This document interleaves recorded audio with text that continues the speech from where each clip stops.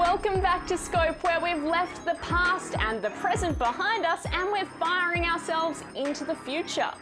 We in the science game prefer the noble plasma ball to the crystal ball, but that doesn't mean we can't gaze around the corner to see what's coming next. In fact, anyone can predict the future, just a tiny bit, even you. Think quick! When someone throws a ball to us, we can catch it quickly. But how does our brain process this fast-moving object in time for us to catch it? The answer is way more out there than you might think.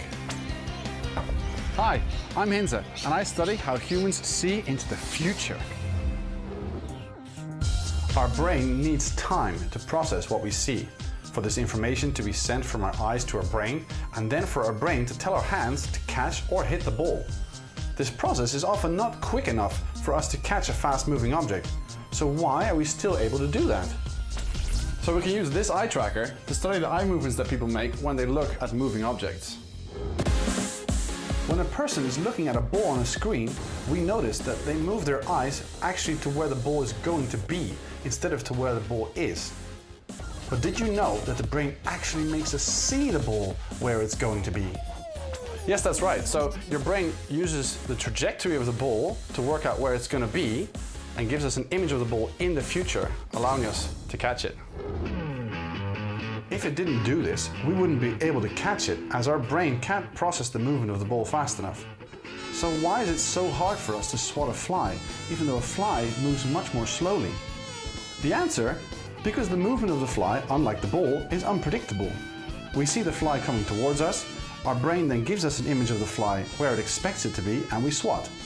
And miss, because the fly ended up flying in a different direction, so our brain was showing us the fly where it never actually was.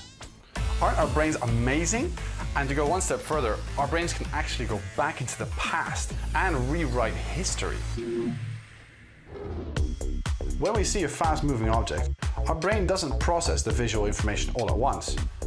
Like this baseball player, our brain processes color quickest, followed by movement, and finally form or shape. But we never actually see the baseball player like this. So how does our brain compensate for this processing delay? It actually looks into the past.